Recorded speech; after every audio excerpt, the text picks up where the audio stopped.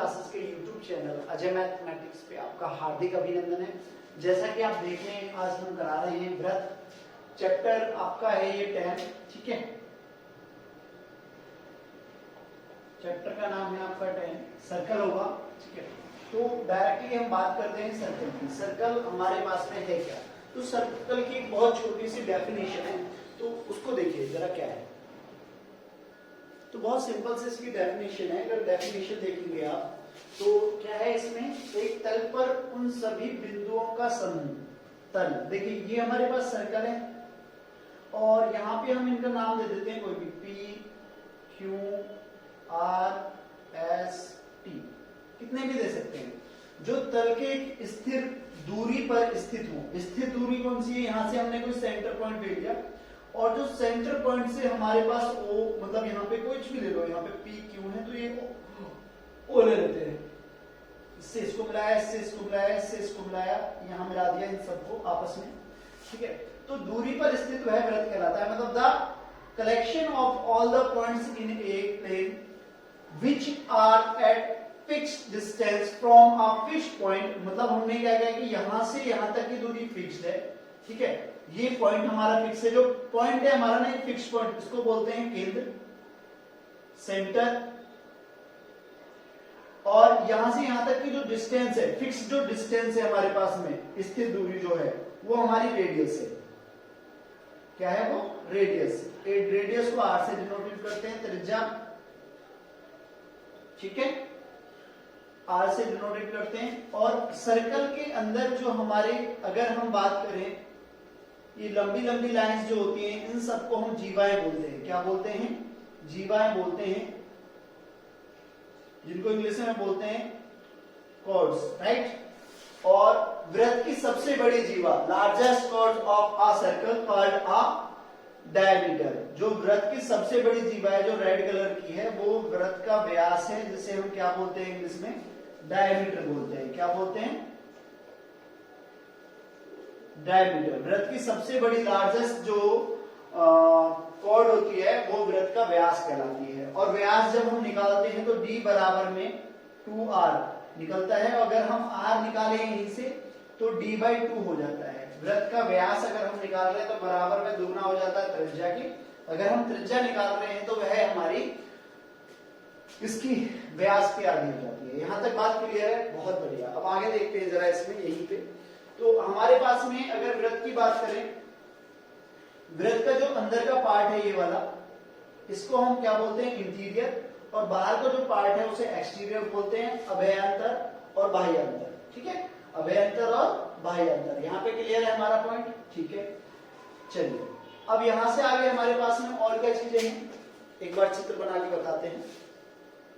ये हमारे कुछ पॉइंट्स हैं, जैसे कि हमने बोला चाप, परिधि, वृत्तखंड, त्रिज्याखंड, अर्क, सर्कमफ्रेंस, सेगमेंट और सेक्टर। अगर हम चाप की बात करें, जैसे कि हमने एक सर्कल, मतलब हमने एक वृत्त बनाया और इस वृत्त को हमने बनाने के लिए एक पॉइंट लिया। इस पॉइंट से जो हमने यहाँ पे अर्क लगाई है, लाइक दैट, ये वाला हमारा जो ब्लैक कलर का है, P, Q और A। तो यहाँ पे जो P और Q है ये हमारी क्या हो जाएगी? वृत्त की चाप हो जाएगी। P और Q, P, Q हमारे वृत्त की क्या हो जाएगी? चाप। इस तरह से हम इस पे साइन भी लगा देते हैं। अब सर्कमफ्रेंस क्या होती है? जो वृत्त की लंबाई होती है ना, वृत्त की लंबाई, लेंथ जो होती है। लेंथ कैसे? जैसे कि हमारे पास ये 5 मीटर लंबी रस्सी है और उस रस्सी का हम क्या बना देते हैं? एक सर्कल बना देते हैं। तो अगर हम सीधी लैंग्वेज में बात करें तो जो सर्कमफ्रेंस है, जो हमारी परिधि है, वो परिधि की जो अगर बात करें लेंथ है, कोई भी सर्कल है उसकी लंबाई को हम क्या बोलेंगे? पैरामीटर या सर्कमफ्रेंस बोलेंगे। इसका जो फॉर्मूला होता है 2πr। और अगर हम वृत्त की क्षेत्रफल की बात करें, क्या आप करें? एरिया, इसकी एरिया, क्षेत्रफल की बात करें तो वो होता है हमारे पास πr²। वृत्त का जो एरिया होता है वो कितना होता है? πr²। और परिधि होती है 2πr, ठीक है।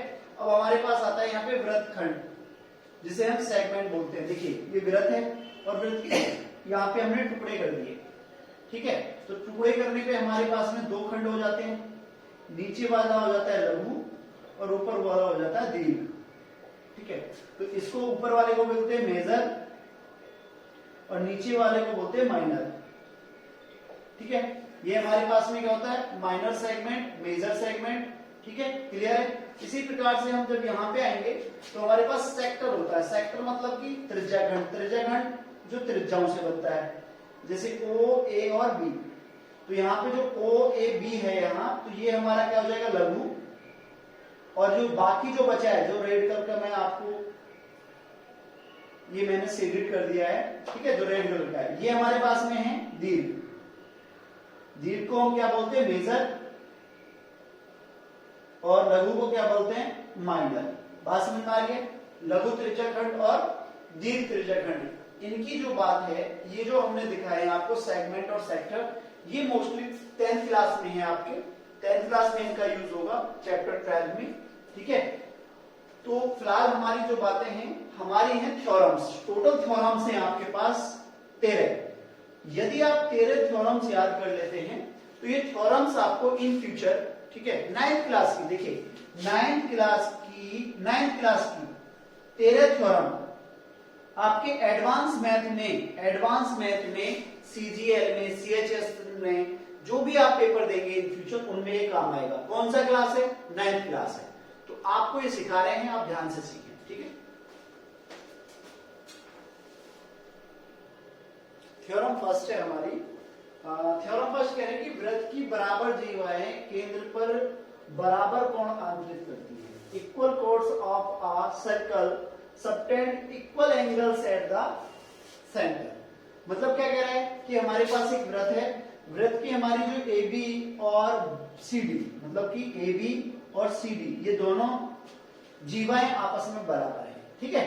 तो हमें क्या करना है, एंगल्स कंफर्म करना है कि ये जो एंगल है हमारा जो दिया हुआ है, एंगल 1 और एंगल 2, क्या ये बराबर है या नहीं। इसके लिए हमें प्रूफ करना है। तो सबसे पहले आपको क्या लिखना है, गिवन लिखना है। ये हमारा है given, right.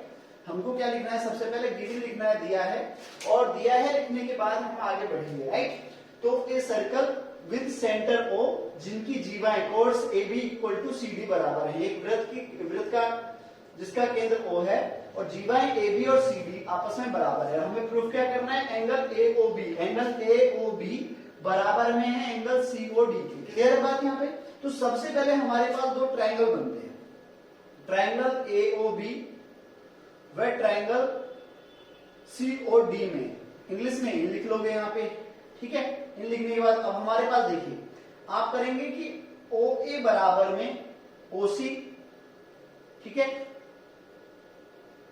Radii of circle, मतलब कि वृत्त की त्रिज्याएं हैं, वृत्त की त्रिज्याएं हैं, राइट। और यहां पे इसी प्रकार से हमारे पास क्या हो जाएगा, ओ बी बराबर में ओ डी, सेम जो बात ऊपर लिखी थी वही नीचे लिखेंगे हम, और ए बी बराबर में सी डी, ये आपको दिया है ऑलरेडी, तो इस प्रकार से आप देखेंगे कि आपके पास में ट्रायंगल में ओ ए बी या ए ओ बी कॉन्ग्रुएंट है ट्रायंगल में सी ओ डी के, ठीक है। किस नियम से, side side side by side rule से, हाँ या ना, ठीक है। अब ये होने के बाद अब हम यहां पे करेंगे कि angle A O B equal है एंगल में सी ओ डी के, किस नियम से, सीपीसीटी। सीपीसीटी क्या है हमारा, आपको पढ़ा चुके हैं, ठीक है। कौन से चैप्टर में, 6th चैप्टर में, ठीक है, 7th चैप्टर में, ये आप कर चुके हो 7th चैप्टर में, 6th चैप्टर में, ठीक है।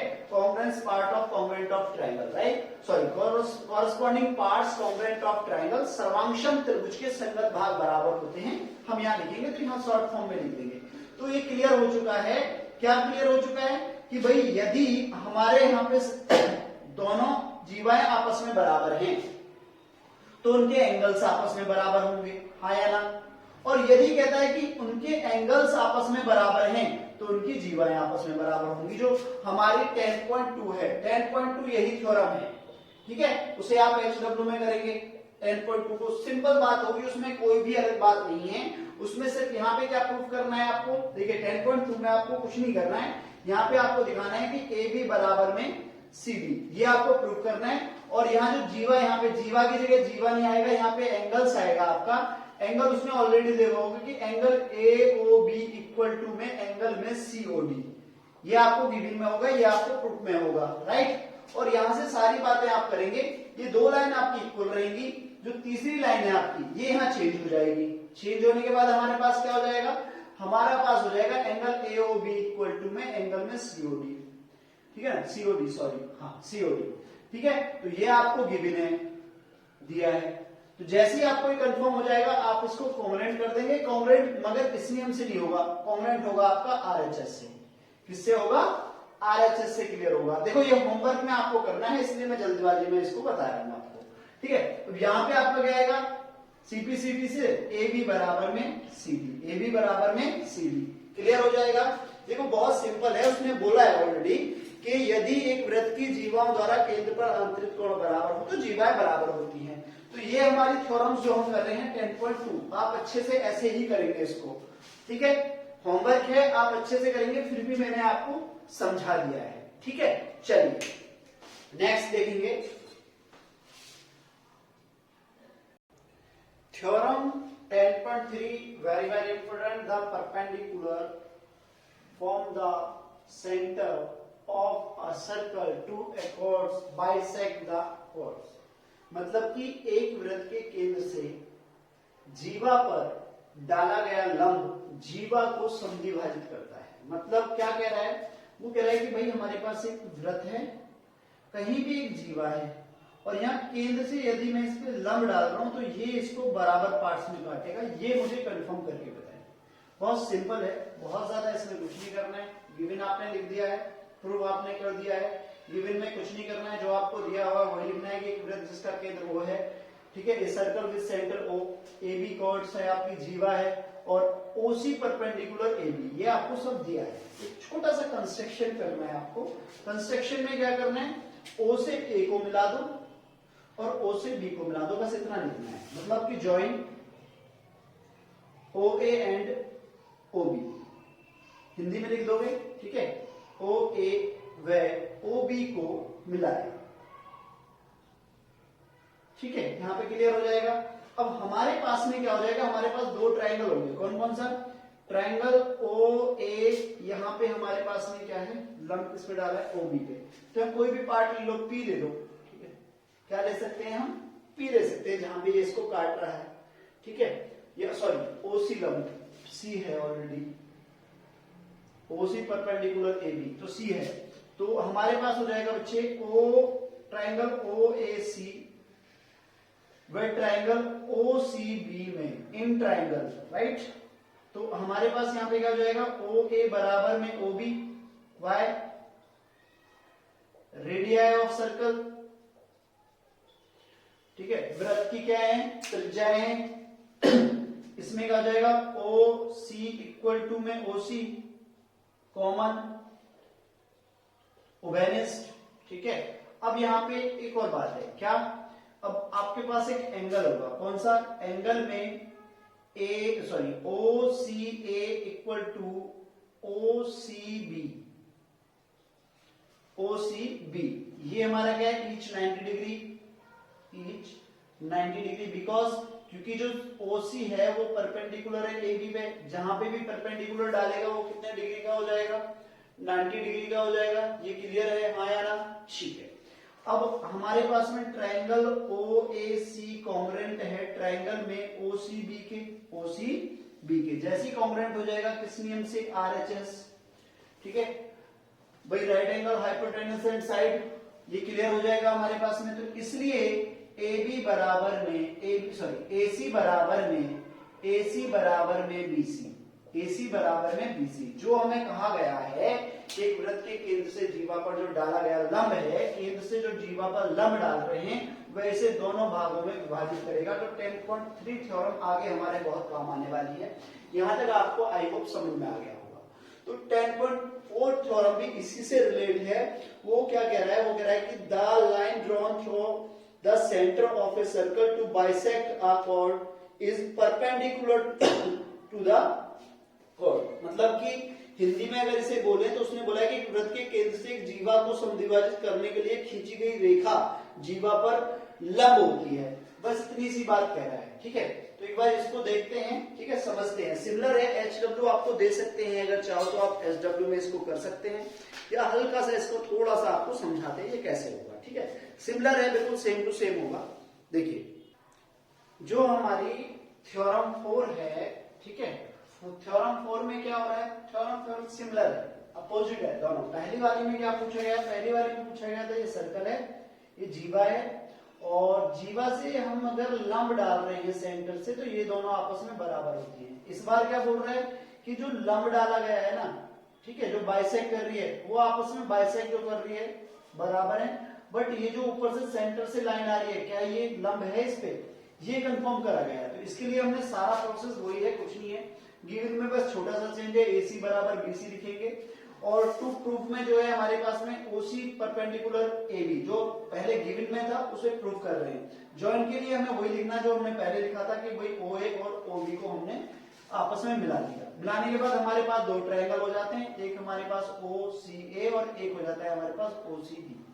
इनमें भी बात यह है कि हमारे पास में भाई ये दोनों लाइंस आपस में बराबर है, रेडियाई है और ये हमारा कॉमन है। अब यहाँ पे बात आती है कि हम क्या करेंगे कि यहाँ हम कंफर्म करेंगे, ठीक है, कि भाई AC बराबर में BC ये आपको दिया है, गिवन है यहाँ पे, ठीक है, गिवन है। तो इसलिए हमारे पास क्या हो जाएगा, ट्रायंगल में OAC कॉन्ग्रुएंट है ट्रायंगल में OCB बाय किस नियम से, साइड साइड साइड नियम से। हमारे पास में किस नियम से हो जाएगा, बाई साइड साइड साइड नियम से हमने इसको कॉन्ग्रुएंट कर दिया। तो जैसे ही हमें एक कॉन्ग्रुएंट हो जाएगा हम कंफर्म करेंगे तो हमारे पास में एंगल में OCA, ठीक है, और OCB, एंगल OCA बराबर एंगल में OCB, ठीक है, बाय CPCT पढ़ाया था अभी, बाय CPCT रूल्स के, ये यहाँ पे क्लियर हो गया। जैसे ही हमें ये क्लियर हो जाता है तो हम यहाँ पे आगे करेंगे, ये यहाँ तक क्लियर हो गया। अब देखिए, अब एक बात करेंगे यहाँ पे कि एंगल में OCA प्लस में एंगल में OCB इक्वल टू में 180 डिग्री, किस नियम से, लीनियर पेयर, रेखिक युग्म। रेखिक युग्म क्या कहता है कि एक सीधी लाइन पे कोई भी अगर एंगल बना रहे हो अदर एंगल तो उनका सम हमारा 180 होता है। अब यहाँ पे एंगल में OCA प्लस में एंगल में OCA बाय, क्योंकि ऊपर हमने प्रूव कराया कि angle OCA equal to OCB बराबर होता है, तो हमने दो बार ले लिया। यहाँ पे हमने क्या कर दिया, ये एंगल दो बार इसको काउंट कर दिया, किसको, एंगल OCA और एंगल OCB को, तो एक ही बार।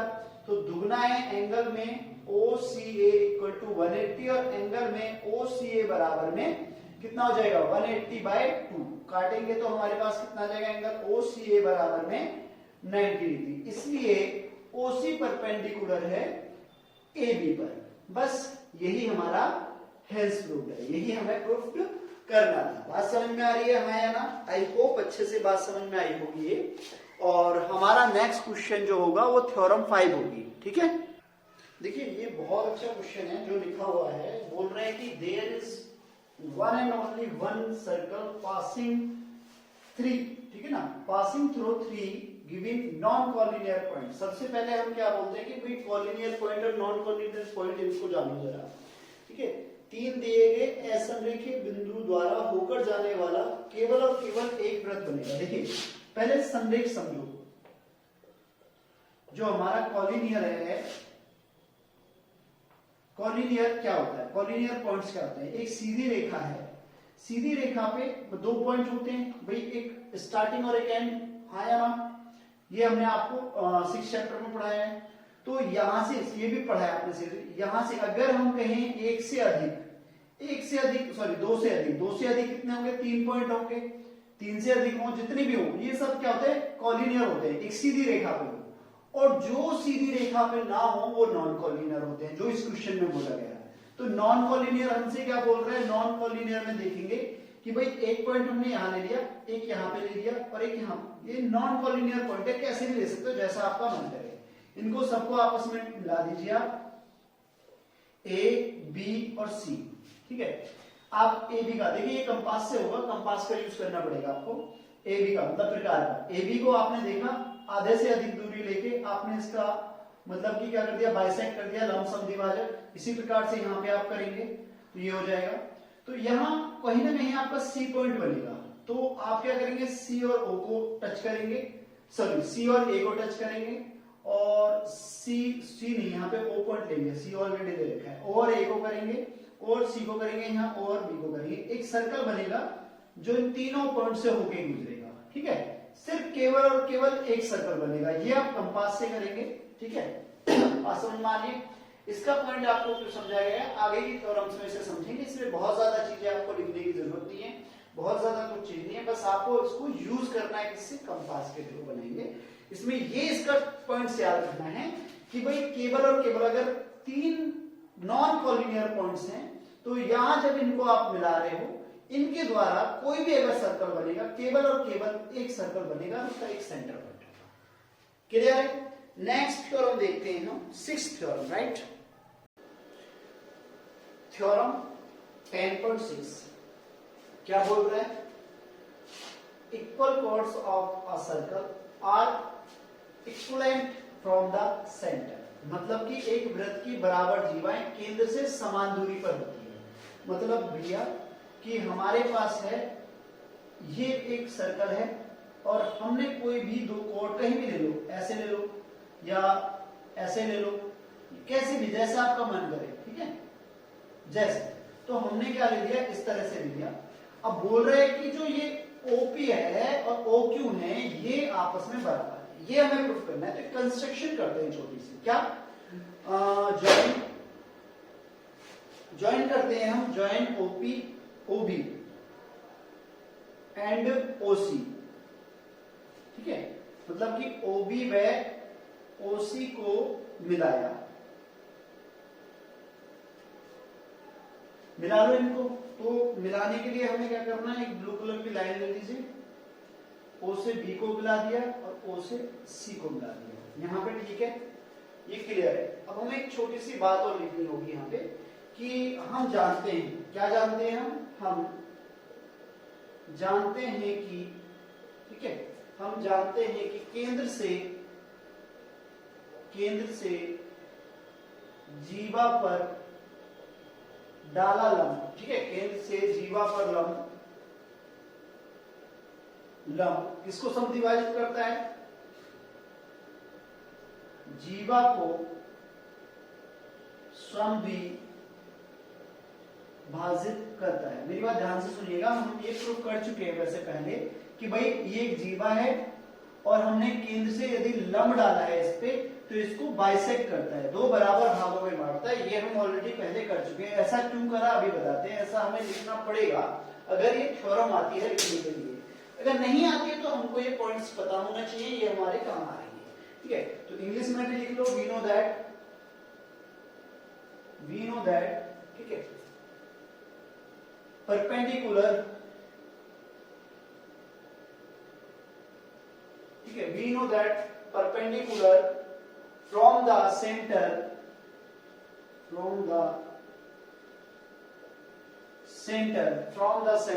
bisect a chord,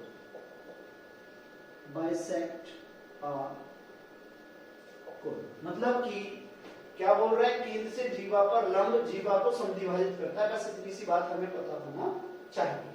ठीक है, तो इसलिए हम क्या करेंगे यहाँ पे कि भाई BP बराबर में 1/2 AB के और एंड, और दूसरा पॉइंट क्या हो जाएगा हमारे पास में कि CQ बराबर में 1/2 CD के। तो इसलिए BP बराबर में CD। ठीक है, यहां तक क्लियर है। अब हमें प्रूफ करना है। प्रूफ करने के लिए हमें क्या करना पड़ेगा, हमें ट्रायंगल लेने पड़ेंगे। कौन कौन से ट्रायंगल लेने पड़ेंगे हमें, ट्रायंगल OPB व ट्रायंगल OCQ में। इन ट्रायंगल OPBOCQ, ये दो ट्रायंगल ले लिए हमने। ठीक है, दोनों ट्रायंगल ले रहे। अब दोनों ट्रायंगल में हमें सिंपल सा करना है कि OB बराबर में OC, क्या, रेडियस ऑफ सर्कल, हाँ या ना। ठीक है, अब दूसरी बात हमें एक और चीज करनी है कि एंगल में O P B equal to angle में O Q C, each angle is 90 degree, प्रत्येक कोण 90 डिग्री का है। देखिए ये शॉर्ट फॉर्म इसलिए लिख दिया है क्योंकि हम पहले ऑलरेडी कर चुके हैं, तो हमें समय नहीं गंवाना है, जल्दी से हम इसको सॉल्व करते हैं, राइट। अब यहां से आगे हमारा क्या हो जाएगा, अगली बात और लेनी है। अगली बात हम ऑलरेडी प्रूव कर चुके हैं क्या, कि जी बीपी बराबर में सी क्यू होता है। कहां प्रूव करा है, ठीक है, प्रूफ अबव, ऊपर से दिख रहा है यहाँ पे, समीकरण फर्स्ट से ले लो। तो इस प्रकार से हमारे पास में ट्रायंगल में ओ पी बी कॉन्ग्रेंट है ट्रायंगल में ओ क्यू सी, दोनों कॉन्ग्रेंट हो गए किस नियम से, आर एच एस नियम से। जैसे ही कॉन्ग्रेंट हो जाए तो आप कंफर्म कर दो कि ओपी बराबर में ओ क्यू, वाई भाई सीपीसीटी नियम है या ना, क्लियर हो गया। अब क्लियर हो चुका है कि केंद्र से जीवा जितनी भी दूर है, कोई सी भी जीवा अगर जीवाएं आपस में बराबर हैं, तो केंद्र के अंदर अगर जीवाएं आपस में बराबर हैं तो उनकी दूरी केंद्र से बराबर होगी, ठीक है, केंद्र से क्या होगी, बराबर होगी। नेक्स्ट क्वेश्चन देखेंगे जरा, नेक्स्ट कौन सा है थ्योरम, चलिए वेरी गुड।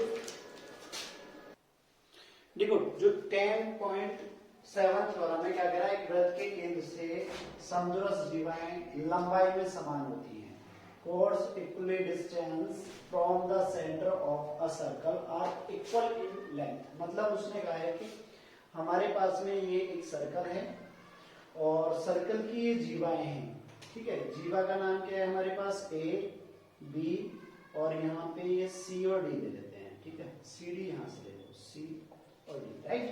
अब हमसे उसने ये बोल रहा है कि भाई यहाँ पे क्या है गिवन में, सेंटर पॉइंट ओ, एक पॉइंट ओ ले लो यहाँ से, और O P perpendicular A B, O P perpendicular A B, और यहां से हम कहते हैं कि ओ और P, O Q perpendicular C D. ये क्लियर हो गया। अब कह रहा है कि ओ पी बराबर में ओ क्यू, ये आपको ऑलरेडी गिवन है।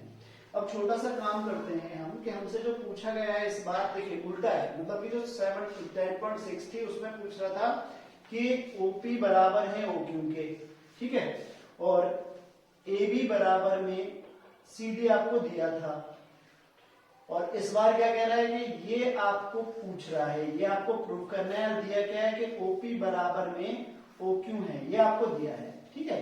तो सिंपल सी बात है, हम यहाँ पे क्या करेंगे कि हमें करना क्या है भाई, सबसे पहले हमने हमारी थ्योरम से गिवन लिख दिया, गिवन लिखने के बाद टू प्रूव और एक कंस्ट्रक्शन है, कंस्ट्रक्शन हमारी वही है कि हमने ओबी और ओसी को आपस में ज्वाइन कर दिया, ओबी और ओसी को आपस में ज्वाइन करा दिया, राइट। गिवन में ये सारी चीजें लिख दिया।